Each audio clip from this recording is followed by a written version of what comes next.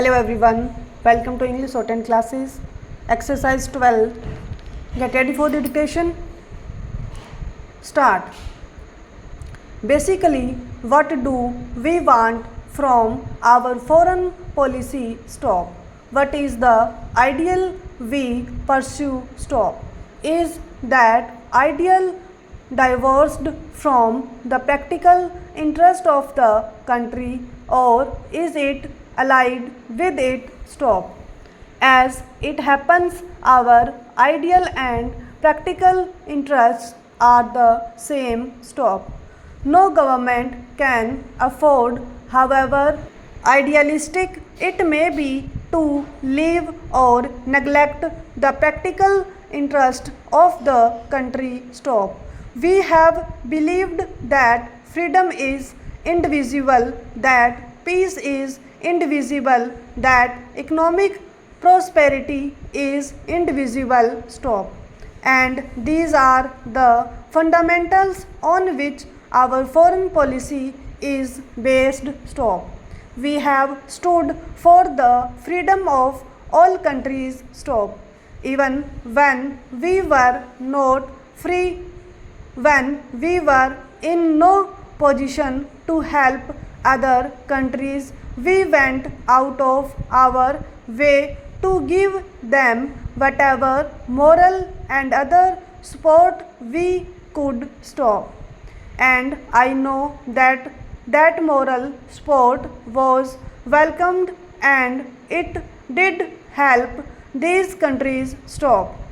Today we have the same stand. Stop. We know that joining together with the Afro-Asian group is not going to immediately strengthen any of the countries who belong to that group. Stop. But we know that there is no other way of strengthening them either. Stop. We share the common problems, common difficulties, common threats, having stability within our country and by having economic progress. Stop. We think we can have stability and progress only if we take a particular economic path, the path of socialism, through which we give social justice to our people. Stop. It is the same social justice in the international sphere for which we stand. Stop. We believe that while there is poor nations and rich nations, there is bound to be tension. Stop.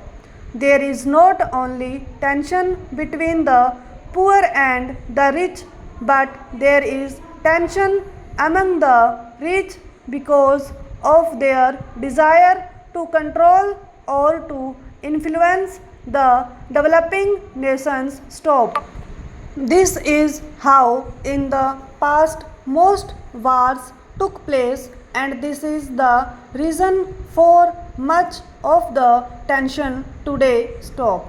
Yet you find that in spite of this tension, again and again countries try to follow the path which we have advocated, namely the path of conciliation and of trying to solve problems by means of negotiation rather than by war. Stop. In my Independence Day speech, I spoke about two recent events. Stop. No two countries could have fought more bitterly than the Soviet Union and Germany. Stop. Now, foreign policy has to be based on one's historical and geographical background. Stop. That is, we see the world from where we are. Stop. Other countries see the world from where they are. Stop. So we cannot possibly see it from exactly the same angle. Stop. We have certain countries for our neighbors. Stop. So it is important what relationship we have with our neighboring countries. Stop. If we are a long way from other countries, we can look at them from different angles. Stop.